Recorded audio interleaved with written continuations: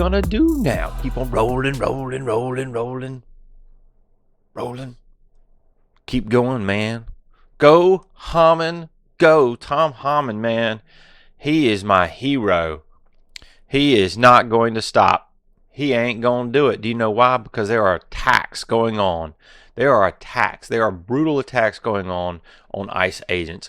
The attacks on ICE are up over 500%, and that was before these latest cowards came out and started shooting at the police officers, the men and women who are doing their best to deport all these illegals and get them out of our country.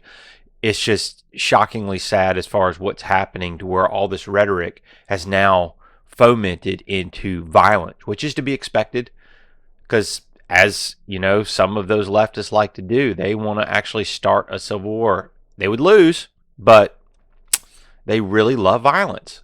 Go look up the studies. People on the left tend to have mental health issues. I mean, man or woman, take your pick. That's the most obvious one.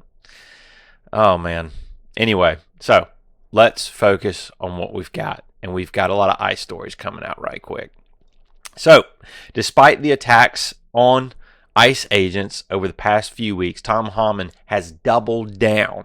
There have even been questions coming out to the Secretary of Agriculture, who was against deporting illegals from farmland. Homan has won that fight for us. And he said, nope, we're getting them all out. Whether they're working in a factory over at Tyson Foods, where they're employing 41,000 illegals proudly, we're going to get them. We're going to get them out. Whether they're in sanctuary cities and they're murderers and rapists and they're out there preying on our children, we're getting them out. Tom Homan is down to get them out. He ain't afraid of nothing. Good man.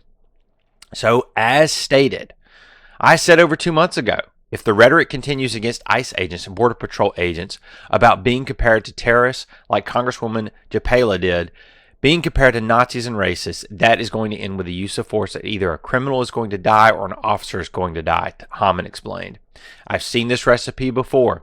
I know it's coming, and I don't think it's over. And look, this was a well-planned attack, and it's because of the rhetoric. These nuts that want to take it beyond protest into criminal activity, they're getting rhetoric from members of Congress, senators who compared ICE to Nazis, and Congresswoman Japela, compared them to terrorist organizations. So these people, these fringe groups, feel emboldened. If a member of Congress can attack ICE, why can't we? But here's what they need to understand. We're not going to stop enforcing immigration law. Dude has a pair of steel nuts on him. Good man. Pray for those individuals working for ICE. So the two attacks in particular, both were ambush attacks. Both were violent and destructive. And I believe one of them we had a loss of life, not just the gunman. So this is the second one. We're going in reverse order back in time. Gunman in tactical gear killed after opening fire on Border Patrol agents. A man ambushed and opened fire on BPS agents in McAllen, Texas on Monday before he was killed by local police and federal agents who returned fire. DHS told Fox News that the shooter, armed with a rifle and tactical gear, attacked agents at the entrance of a Border Patrol facility. The shooting appears to be a purposeful ambush attack against federal agents, according to authorities. 2 police officers were injured, including one who was shot in the knee, and a Border Patrol employee who was also wounded, according to DHS. Authorities found other weapons in the shooter's vehicle, which had been spray painted with a message that law enforcement was trying to decipher, according to the Times. Waited on the story because now we've got an update. They didn't initially identify the shooter.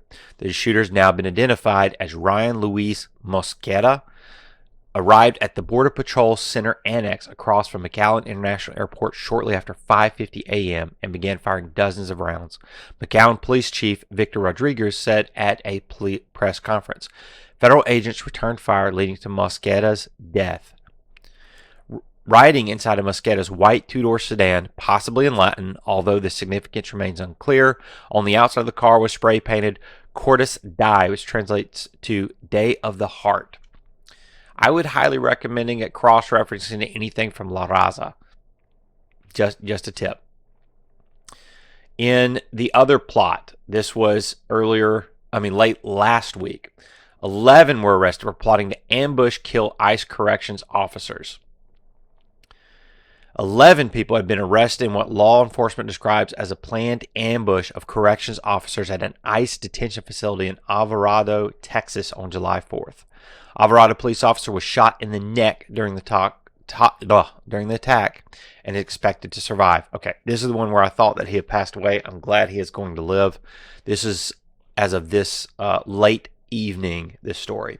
Early reports indicate that more than a dozen masked individuals dressed in black arrived at the Prairieland ICE detention facility late Friday night, vandalized vehicles, security cameras in the parking lot. CBS News reported the individuals launched fireworks in an apparent effort to lure out law enforcement.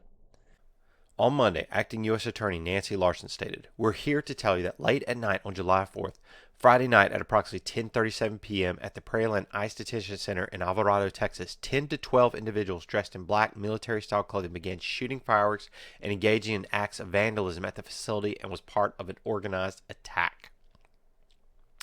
Each of these defendants now face a mandatory prison term of 10 years and up to life in prison. An additional co-conspirator was charged with obstruction of justice and conspiracy for attempting to conceal and destroy evidence in relation to the attack and faces up to 10 years in prison. It is a planned ambush with intent to kill ICE corrections officers. Make no mistake, this was not a peaceful protest. It was indeed an ambush. Just ridiculous stuff from the left, per usual. An update on the Texas flood. There are now over 110 dead and 161 missing as of this morning, July 9th. Again, prayers for all the families, prayers for the children. Just a very horrible and sad loss of life. Well, this is Mally signing off for the morning, guys. Talk to you later.